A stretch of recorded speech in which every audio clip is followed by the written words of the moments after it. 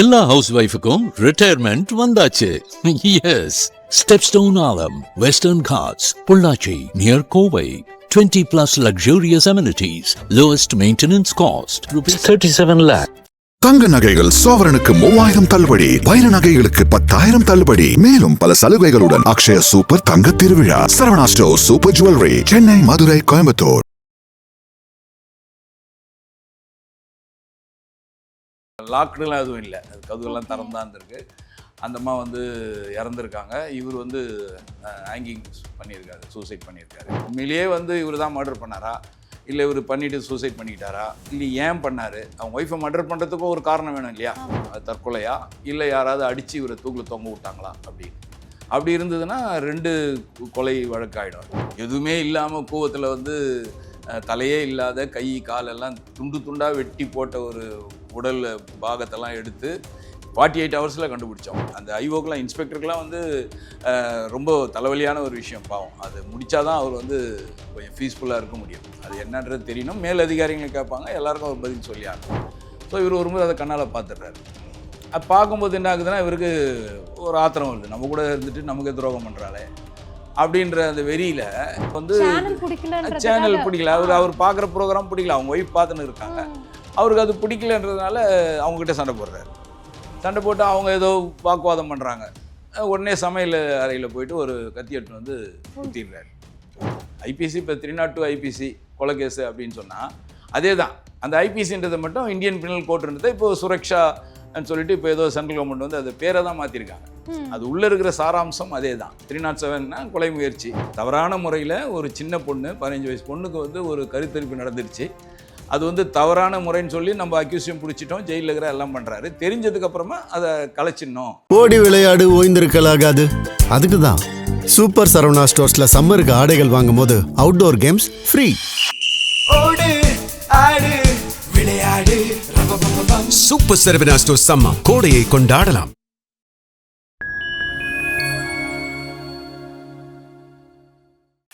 நேயர்களுக்கு வணக்கம். இன்னைக்கு நம்ம கூட காவல்துறையை சேர்ந்த கவிஞர் VA ஜோதி சார் இணைஞ்சிருக்காங்க. வணக்கம் சார். வணக்கம் வணக்கம் வணக்கம். ஓகே சார், இப்போ வந்து சோஷியல் மீடியால வைரலா போயிட்டு இருக்க ஒரு விஷயம் என்னன்னா, ஸ்ரீ சாய் சில்க்ஸ்னு ஒரு பொட்டிக்குடைய ஓனர் ராஜி, இவங்களை வந்து அவங்களுடைய ஹஸ்பண்டே வந்து கொலை செஞ்சுட்டு அவருமே வந்து தற்கொலை செஞ்சிருக்காரு. ஸோ இந்த கேஸுடைய பின்னணி என்னவா இருக்கு சார்? இப்போ இங்கே சமீபத்தில் நடந்தது இல்லையா, அவர் கொலையும் பண்ணிட்டாரு, அப்புறம் அவரே சூசைட் பண்ணிட்டாரு அப்படின்றத செய்தியை பார்த்தோம். அவருக்கு 2 சன் இருக்காங்க. 2 பேரும் டாக்டர் தான். ஒருத்தர் ரஷ்யாவில் இருக்கார், ஒருத்தர் இங்கே சென்னையில் பல் டாக்டராக இருக்கார். அதனுடைய பின்னணி என்னன்றது இன்னும் நமக்கு சரியாக வரலமா. இன்னும் வந்து எனக்கு ஃபர்தராக இன்வெஸ்டிகேஷன் போயின்னு இருக்கு. ஆனால் எனக்கு தெரிஞ்சு என்னுடைய காவல்துறை அனுபவத்தை வச்சு பார்த்தீங்கன்னா, அவங்களும் இவங்களும் வந்து கொஞ்சம் அண்டர்ஸ்டாண்டிங் இல்லாமல் இருக்காங்க. அதாவது வாழாமல் அவர் ஏதோ தனியாக 2 வருஷமாக அவர் பிரிஞ்சு தான் இருக்கார். அவங்க தான் ஏர்ன் பண்ணுறாங்க. ஏதோ ஒரு பட்டுப்போட வியாபாரம் ஏதோ பண்ணுறதா வச்சுருக்காங்க அப்படின்னு பண்ணிட்டு ஏதோ பண்ணுறாங்க. ஸோ ஆனாலும் அவங்களும் வந்து ஹஸ்பண்ட் மேலே ஒரு அஃபெக்ஷனோடு தான் இருக்காங்க. ஏன்னா அவங்களுக்கு வந்து ஏதோ பணம் செலவுகளாம் கூட பணம் அனுப்புகிறாங்க அப்படின்ற மாதிரி நியூஸ் தான் எல்லாமே. மதுரையில் போய் தங்கியிருந்தார், சிஸ்டர் வீட்டில் இருந்தார் அப்படிங்கிறாங்க. இப்போ ஏதோ இம்மிடியட்டாக சீக்கிரமாக இப்போ இந்த கொஞ்சம் இடைப்பட்ட காலத்தில் தான் அவர் வந்தார், வந்து வீட்டில் இருந்தார் அப்படின்ற மாதிரி தான் செய்தி. இப்போ அதில் இருக்கிற சீன் வச்சு பார்த்தீங்கன்னா உங்களுக்கு வந்து லாக்டுலாம் எதுவும் இல்லை, அது கதவுலாம் திறந்தான் இருந்திருக்கு. அந்த அம்மா வந்து இறந்துருக்காங்க. இவர் வந்து ஹேங்கிங் பண்ணியிருக்காரு, சூசைட் பண்ணியிருக்காரு. அதுக்கு முன்னாடி ஒரு மெசேஜ் அனுப்பிச்சிருக்காரு அவங்க சன்னுக்கு, இங்கே சென்னையில் இருக்கிற சன்னுக்கு மெசேஜ் அனுப்பிச்சிருக்காரு. அந்த மெசேஜ் வந்து இவர் தான் அனுப்பிச்சாரா அப்படின்றது நமக்கு தெரியாது இல்லையா. இவர் ஃபோன்லேருந்து வேறு யாருன்னா கூட அனுப்பியிருக்கலாம். 2வது இதே கொலையை கூட வேற யாராவது பண்ணிட்டு இவரையும் வந்து அடிச்சு தூக்கில தொங்க விட்டுருக்கலாம். அப்படி கூட இந்த ஒரு கோணமுமே இருக்கு. ஏன்னா வந்து டோருமே லாக் ஆகல. இப்போ சூசைட் வந்து பொதுவா பண்றதுனாலே எப்பவுமே வந்து டோர் லாக் பண்ணிட்டு தான் பண்ணுவாங்க அப்படின்ற மாதிரி இருக்கு. இதுல இன்னொரு பெர்செப்ஷன் என்ன சொல்லியிருக்காங்கன்னா, யாரோ வந்து இவங்களை கொன்னுட்டு அவரை வந்து ஹேங் பண்ணிட்டு இதை வந்து அவர் மேல திருப்பி விட்டு இருக்கலாம். அந்த மாதிரி ஒரு பெர்செப்ஷனுமே இருக்கு. இல்ல அப்படியே நடக்கிறதுக்கெல்லாம் கூட வாய்ப்பு இருக்கு நமக்கு. ஏன்னா வந்து சூழ்நிலைகள், இவங்க குடும்ப சூழ்நிலை என்னன்றது நமக்கு தெரியாது. இவர் வந்து ஒரு 2 இயர்ஸா மதுரையில் இருந்ததா சொல்றாங்க.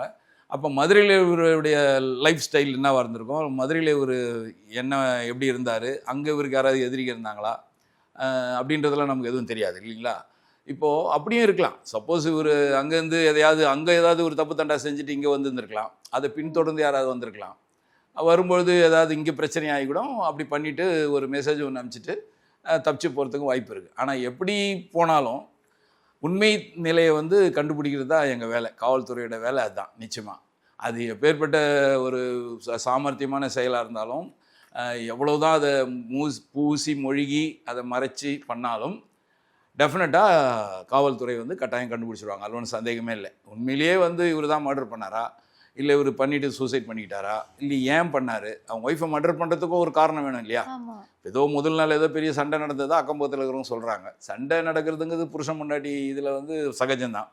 ஸோ அதுக்காக கொலை பண்ணுற அளவுக்கு போகணுன்னு அவசியம் இல்லை. அப்போ கொலை பண்ணுற அளவுக்கு போயிருக்காரு அப்படின்னா இவர் பண்ணியிருந்தால் அப்போ அதுக்கு உண்டான காரணம் என்ன, அதையும் வந்து டெஃபினட்டாக கண்டுபிடிப்பாங்க. அதெல்லாம் கண்டுபிடிச்சி தான் ஒரு சார்ஜ் ஷீட் போட முடியும். இப்போ தற்சமயத்துக்கு வந்து எஃப்ஐஆர் போட்டிருப்பாங்க, 302ன்னு எஃப்ஐஆர் போட்டிருப்பாங்க. இப்போ அதுலேயும் பார்த்தீங்கன்னா அக்யூஸ்டன் யாரும் நமக்கு ஃபிக்ஸ் பண்ணியிருக்க முடியாது. இவர் தான் அப்படின்றது அந்த சீனை வச்சு சொல்கிறோம் நம்ம தற்சமயத்துக்கு. குடும்பம் வரைக்கும் பார்த்தா அது ஒரு சஸ்பெக்ஷனல் டெத்து தான் அது. ஏன்னா இவர் வந்து சூசைட் பண்ணிக்கிட்டாரு. இந்த 2 மர்டர் ரெண்டுமே ஒரு கொலை ஒரு தற்கொலை.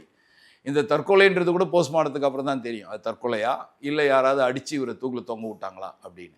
அப்படி இருந்ததுன்னா 2 கொலை வழக்காயிடும் அது. ஸோ அது இன்வெஸ்டிகேஷனை பொறுத்து தான் இருக்குது.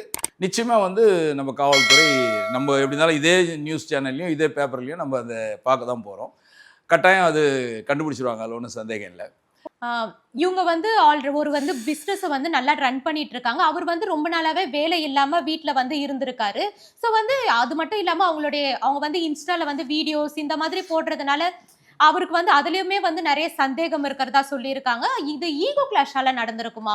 ஏன்னா வந்து ஒய்ஃப் தன்னோட அதிகமா சம்பாதிக்கிறாங்க அப்படின்ற ஈகோ கிளாஷால நடந்திருக்குமா? இல்லைம்மா, இருக்கலாம். நீங்கள் கேட்குற கேள்வி ஒரு அருமையான கொஸ்டின் தான். இருக்கலாம், அப்படியும் இருக்கலாம். ஏன்னா இது வந்து ஊர்ஜிதமாக இன்னும் சொல்ல முடியல நமக்கு. ஏன்னா இப்போது நம்ம அந்த கையாண்டோன்னு வச்சுக்கோங்க. இப்போ நான் என்னுடைய கேஸ்லாம் பார்த்தீங்கன்னா நிறைய வழக்குகள் நான் ஏற்கனவே நிறைய இன்டர்வியூ சொல்லியிருக்கேன். எதுவுமே இல்லாமல் கூவத்தில் வந்து தலையே இல்லாத கை காலெல்லாம் துண்டு துண்டாக வெட்டி போட்ட ஒரு உடல் பாகத்தெல்லாம் எடுத்து 48 ஹவர்ஸில் கண்டுபிடிச்சோம். யார் இறந்தவர், யார் அந்த இறந்தவர், எதுக்காக யார் கொலை பண்ணாங்க, எதுக்காக கொலை பண்ணாங்கன்றதை 48 ஹவர்ஸில் பண்ணேன். ஏன்னா அந்த கேஸ் முழுக்க முழுக்க என்னுடைய ஹேண்ட்லிங். நாங்கள் எங்கள் ஸ்டேஷனில் நடந்த விஷயம், நாங்கள் எஃப்ஐஆர் போட்டோம், நாங்கள் அதை கையாண்டோம். ஸோ அது வந்து கரெக்டாக எங்களால் சொல்ல முடியும். அந்த வழக்கை பற்றி கேட்டிங்கன்னா நான் என்னால் புட்டு வைக்க முடியும். இப்போ இது வந்து இதில் நங்கநல்லூரில் நடந்தது, ஆலந்தூர்கிட்ட நங்கநல்லூர் நடந்தது. அவர் சுப்பிரமணியன்னு நினைக்கிற பேர், அந்த அம்மா பேர் வந்து ஏதோ நாகலட்சுமி அப்படின்ற மாதிரி. பட் இவ்வளோ தான் நமக்கு தெரியும். ஸோ அதுக்குள்ளார நிறைய விஷயங்கள் இருக்கும், இல்லாமல் இருக்காது. கட்டாயம் அது வந்து என்னன்றது மக்களுக்கு தெரிய வரும். நிச்சயமாக மக்களுக்கு தெரியுதோ இல்லையோ நீதிமன்றத்துக்கு சொல்லி ஆகணும் இல்லையா? டெஃபினட்டாக வந்து அந்த எஃப்ஐஆருக்கு உண்டான காரணங்களை சொல்லி ஆகணும். அது எப்படி தான் நடந்ததுன்றதை தெளிவுபடுத்தி தான் ஆகணும். அதுக்கு காவல்துறை மும்முரமாக வேலை செய்வாங்க. இப்போல்லாம் நீங்கள் பார்த்தீங்கன்னா இப்போ அந்த ஸ்டேஷன்லலாம் வந்து அல்லும் பகலும் இதே வேலையாக தான் இருப்பாங்க. நம்ம இங்கே இன்டர்வியூ எடுத்துகிட்டு இருக்கிறோம். ஆனால் பட் அந்த ஸ்டேஷனை பொறுத்தவரையிலும் அதனுடைய முழு உண்மையான தன்மையை கண்டுபிடிக்கிற வரைக்கும் யாருமே வீட்டுக்கு கூட போக மாட்டாங்க. அந்த ஐஓக்கெலாம் இன்ஸ்பெக்டருக்கெலாம் வந்து ரொம்ப தலைவலியான ஒரு விஷயம். பாவம், அது முடித்தாதான் அவர் வந்து கொஞ்சம் பீஸ்ஃபுல்லாக இருக்க முடியும். அது என்னன்றது தெரியணும். மேல் அதிகாரிகளும் கேட்பாங்க, எல்லாருக்கும் ஒரு பதில் சொல்லி ஆகணும். இன்றைக்கி இப்படிப்பட்ட சம்பவங்கள் நடக்கிறதுனால வந்து காவல்துறை வந்து மெத்தனமாக போயிடுச்சு, இல்லை காவல்துறை வந்து சரியாக பணி செய்யலையோ அப்படின்ற டவுட் வந்து யாருக்குமே வேணாம். அது வந்து பொதுவாக மக்களுக்கும் வேணாம், சேனலுக்கும் வேணாம். ஏன்னா இதெல்லாம் வந்து எப்படி சொல்கிறதுனா ஒரு உணர்ச்சி வசப்பட்டு பண்ணுற ஒரு விஷயங்கள் தான் இதெல்லாம். இப்போ அது மாதிரி பார்த்தீங்கன்னா கிட்டத்தட்ட இந்த ஒரு 10 டேஸ்லேயே நிறைய சம்பவங்கள் அது மாதிரி நடந்திருக்கு. இப்போ பெங்களூரில் பார்த்தீங்கன்னா ஒரு 45 வயசு அவருக்கு.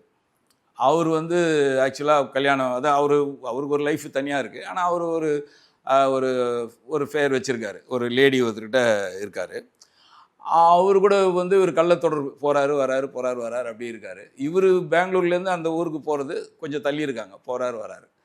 அதுக்கப்புறம் பார்த்தீங்கன்னா அங்கே அந்தம்மா இன்னொருத்தரோட நட்பாக இருக்கிறாங்க. அவங்க கூட ஒரு அஃபெக்ஷன் வச்சுக்கிட்டு அவர் கூட இருக்காங்க, ஆரிஷ்னு ஒரு பையன் கூட. ஸோ இவர் ஒரு முறை அதை கண்ணால் பார்த்துடுறாரு.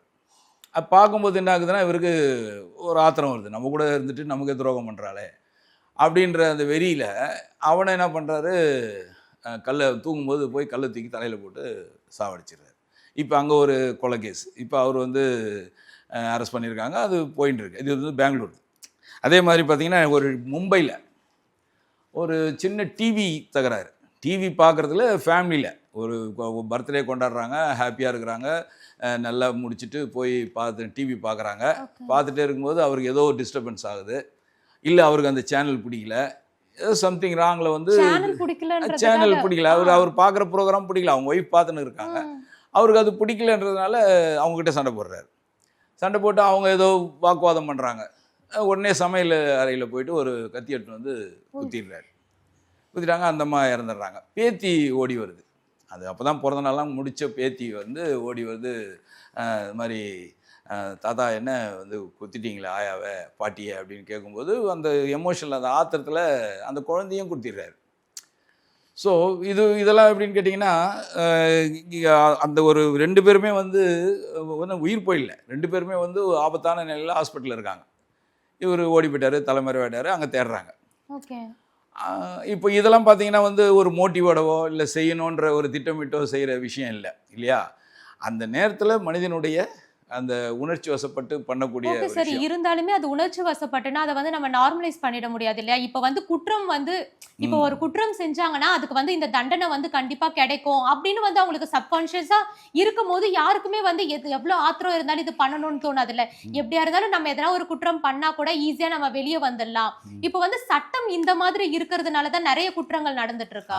சூப்பர். அதான் இதுதான் வந்து ஹைலைட் கொஸ்டினே தான்.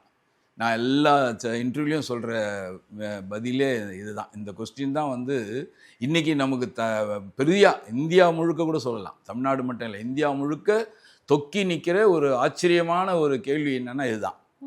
ஏன்னா அந்த தண்டனைகள் வந்து கடுமையாக்கப்பட்டதுன்னா இதெல்லாம் வந்து குறையும், தண்டனைகள் குறையணும் இல்லையா, அது குற்றங்கள் குறையணும், அப்போது தண்டனைகள் கடுமையாகணும். அப்போ தான் இப்போ பாருங்கள், ஒரு எக்ஸாம்பிள் ஒன்று சொல்கிறேன் பாருங்கள். மலேசியாவில் போன மாதம் ஒரு அலௌன்ஸ் பண்ணுது கவர்மெண்ட். அதாவது இது நாள் வரையில் விசா, நீங்கள் எந்த விசாவில் இருந்தீங்களோ, விசா இல்லாமல் இருந்திருக்கலாம், இல்லை வந்த விசா காலாவதியாக இருக்கலாம், நீங்கள் அப்படியே வந்து மறைமுகமாக எங்கள் நாட்டில் வாழ்ந்துன்னு இருக்கலாம், வேலை செய்யலாம்.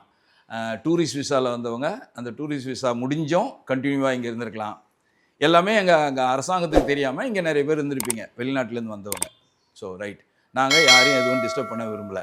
30ஆம் தேதி வரைக்கும் டைம் தரோம், நேற்றுக்கு வரைக்கும் 30ஆம் தேதி வரைக்கும் டைம் தரோம், எல்லாரும் போயிடுங்க. உங்களுக்கு போகிறதுக்கு பாஸ்போர்ட்டே இல்லாமல் இங்கே யாராவது இருந்தால் கூட நாங்கள் அதுக்கும் அரேஞ்ச் பண்ணிடுறோம். ஆல்ரெடி எல்லாருமே வந்து அவங்கவுங்க ஊருக்கு போயிடுங்க. பொது மன்னிப்பு, இவ்வளோ நாள் நீங்கள் இருந்ததுக்காக உங்களுக்கு எந்த விதமான தண்டனையும் இல்லை, எந்த பனிஷ்மெண்ட்டும் இல்லை, எந்த விதமான குற்றச்சாட்டும் உங்கள் மேலே இல்லை, வைக்கல, நாங்கள் பொது மன்னிப்பு கொடுக்குறோம், எல்லாருமே 30ஆம் தேதியோட எல்லாம் கிளம்பி போயிடுங்க அப்படின்னு ஒரே ஒரு சின்ன அலௌன்ஸ்மெண்ட்டு கவர்மெண்ட் பண்ணுது. இந்த 30ஆம் தேதிக்கு போகாமல் இங்கேயே இன்னமும் இதே மாதிரி எங்களை ஏமாற்றிக்கிட்டு, கவர்மெண்ட்டை ஏமாற்றிக்கிட்டு தலைமறைவாக இங்கே இருந்தீங்கன்னா நாங்களாக கண்டுபிடிச்சோம் அப்படின்னு சொன்னால் தண்டனை மிக கடுமையாக இருக்கும் அப்படின்னு அலௌன்ஸ் பண்ணிட்டான். அவ்வளோதான். ஒருத்தர் கூட இல்லை அங்கே. நேத்தோட எல்லாம் வந்துட்டான், ஒருத்தரும் அங்கே இல்லை. ஏன்னா வந்த நண்பர்கள் நம்ம சில பேர் அந்த ஹோட்டலில் வேலை செஞ்சவங்க, சில இடத்துல போனவங்களாம் நமக்கு தெரிஞ்சவங்களாம் இருக்காங்க. இப்போ அவங்களாம் முன்னாடியே வந்துட்டாங்க. அவங்களுக்குலாம் வந்து ஒரு ஒயிட் பாஸ்போர்ட்டுன்னு ஏதோ ஒன்று கொடுத்துருக்காங்க. ஒயிட் பாஸ்போர்ட் அப்படின்னு பேரான் அதுக்கு. அவன் டெம்பரவரி பாஸ்போர்ட் ஒன்று எடுத்து கொடுத்து அழகாக ஏற்றி அனுப்பிச்சிட்டான். அது வந்து நம்ம ஏர்போர்ட் வந்து இறங்குற, அவன் சொந்த ஊருக்கு வந்து இறங்குற வரைக்கும் அந்த பாஸ்போர்ட்டு செல்லும். அதுக்கப்புறம் அந்த பாஸ்போர்ட் வந்து காலாவதியானது, அது எந்த நாட்டுக்கும் போக முடியாது, அந்த பாஸ்போர்ட் எதுக்கும் யூஸ் ஆகாது. அவன் அங்கேருந்து வர்றதுக்கு ஒரு அங்கீகாரம் கொடுத்து அனுப்புகிறான். இது மலேசியா நாட்டினுடைய இப்போ நடந்த சம்பவம். ஏன்னு கேட்டேன், என்னடா என்ன அங்கே ஜாலியாக இருந்துட வேண்டி தானே அப்படின்னா கண்டுபிடிச்சிட போகிறான், அப்படியே கண்டுபிடிச்சா கூட என்ன பெருசாக தண்டனை கொடுத்துட போகிறாங்க, சமாளிச்சு இருக்க வேண்டி தானே, அப்படியே உள்ளே போட்டால் கூட நம்ம ஊர் மாதிரி ஒரு வக்கீல் வச்சு வெளியே வந்துடலாமே அப்படின்னு கேட்டதுக்கு அவன் சொல்கிறான், நம்ம ஊர் மாதிரிலாம் தண்டனை கிடையாது, அங்கெல்லாம் பக்காவாக பட்டெக்ஸை பிச்சை எடுத்துருவாங்கங்கிறான். அந்த இது வச்சு ஒரு பெரம் மாதிரி வச்சு பண்ணுவாங்க, அடிப்பாங்க. அதுவும் இல்லாமல் ஒரு 3 மாதம் ஜெயிலில் வச்சாங்கன்னா ஒரே ஒரு வேளை சாப்பாடு தான் கொடுப்பாங்க. ஜெயில் உள்ளார வந்து ஒரு வேளை சாப்பாடு தான். ஜெயிலுங்கிறது ரொம்ப கடுமையாக இருக்கும், அதெல்லாம் வந்து தாங்கவே முடியாது, அதனால் நான் வந்துட்டேங்கிறான். ஸோ அந்த தண்டனை வந்து கஷ்டமாக இருக்கிறதுனால எல்லாமே பொருட்டு வந்துட்டாங்க. வேறு கவர்மெண்ட்டுக்கு எந்த விதமான பிரச்சனையும் அங்கே இல்லை, ஒரே ஒரு அலௌன்ஸ்மெண்ட்டு தான். அந்த தண்டனை அங்கே எப்படி இருக்குது அப்படின்றது தெரியுது. ஸோ இங்கே வந்து அப்படி இல்லை. அதுவும் இல்லாமல் நம்ம அந்த நாட்டையும் நம்ம நாட்டையும் கம்பேர் பண்ண முடியாது. ஏன்னா இப்போ இங்கே வந்து இது வந்து அதாவது குடியரசு நாடு நம்மளுது இல்லையா, ஜனநாயக நாடு. இங்கே வந்து பேச்சுரிமை இருக்குது, எழுத்துரிமை இருக்குது, மக்களுக்கு சுதந்திரம் இருக்குது, இண்டிவிஜுவாலிட்டி இருக்குது, மனித உரிமை இருக்குது. அவனுக்கு முழு இது கொடுக்கணும். சாப்பாடே ஜெயிலே வந்து பார்த்தீங்கன்னா அவன் சாப்பிட்ற சாப்பாடே வந்து ஜெயிலர்லாம் சாப்பிட்டு டெஸ்ட் பண்ணி தான் கொடுக்குறாங்க இப்போ 3 வேளையும். இங்கே வந்து 3 வேளை சாப்பாடு இருக்குது, ஸ்நாக்ஸ் இருக்குது. ஒரு சின்ன ஸ்டார் ஜெயில்ல இருக்கவங்களுக்கு ஸ்நாக்ஸ்லாம் இருக்கா? ஸ்நாக்ஸ் இருக்குது. அதாவது ஸ்நாக்ஸ் மீன்ஸ் நம்ம நினைக்கிற மாதிரி பெரிய பெரிய பர்கர், பீஸா, சமோசா அப்படி இல்லை. வேர்க்கடலை கொடுக்குறாங்க, ஒரு மாதிரி ஏதோ ஒரு அவிச்ச வேர்க்கடலை, அந்த வேறு ஏதோ ஒரு மாதிரியான சில விஷயம்லாம் ஈவினிங்கில் கொடுக்குறாங்க. கம்பல்சரி கொடுக்குறாங்க, ஏதோ ஒரு ஐட்டம் கொடுக்குறாங்க. காலையில் ஒரு டிஃபன் கொடுக்குறாங்க, மத்தியானம் சாப்பாடு கொடுக்குறாங்க, ஈவினிங் சாப்பாடு, நைட் சாப்பாடு ஒரு 6 மணிக்கெலாம் கொடுத்து லாக் பண்ணிடுறாங்க. ஸோ இங்கே வந்து முழுசாக வந்து அவனுக்கு எந்த கஷ்டமும் உள்ள கிடையாது. மற்றபடி வந்து தண்டனையும் வந்து பெருசாக இருக்கிறது இல்லைன்னு சொன்னால் நம்ம எடுத்த உடனே வந்து போலீஸ் போய் அரெஸ்ட் பண்ணி கோர்ட்டில் நிறுத்தினாலும் அவனுக்கு வந்து நம்ம அவன் செஞ்ச தண்டனையை நம்ம ஊர்ஜிதப்படுத்தணும். அதுக்கு சாட்சிகள், சம்பிரதாயங்கள், அது கோர்ட்டில் அதை நடத்தி வாய்தான்னு போட்டு கடைசியில் வந்து ஒரு காலகட்டத்தில் ஒரு 2 வருஷம் 3 வருஷம் பொறுத்து தான் வந்து தண்டனை கொடுக்க முடியும். அப்படியே ஒரு தண்டனை கொடுத்தாலும் அவர் அப்பீல் போகலாம். இந்த தண்டனை மேலே எங்களுக்கு திருப்தி இல்லை, எனக்கு வந்து இந்த தண்டனை வந்து மிக பெருசு, அதனால் அவங்க வந்து இப்போது சாத்தான்குளம் கேஸில் பார்த்தீங்கன்னா 9 போலீஸ் வந்து அடித்து சாவடிச்சிட்டாங்க அப்படின்னு சொல்லி ஊர்ஜிதப்படுத்தி தூக்கு தண்டனை கொடுக்குறாங்க. தூக்கு தண்டனை கொடுத்தவங்களுக்கு வந்து அவங்களுக்கு அப்பீல் பண்ணலான்னு டைமும் கொடுக்குறாங்க. இப்போ அவங்க மறுபடியும் இப்போ வந்து நம்ம நாட்டுல வந்து குற்றவாளிகளுக்கு சாதகமா தானே சார் இருக்கு எல்லா சட்டங்களும். ஏன்னா வந்து அவங்க வந்து எந்த தப்பு பண்ணாலும் ஈஸியா வந்து இப்போ ஜெயிலுக்கே போனா வந்து அவங்களுக்கு இவ்வளவு சலுகைகள் இருக்கு. அதே மாதிரி அவ்வளவு ஈஸியாவும் அவங்க ஜெயிலுக்கு போயிடுறது இல்ல.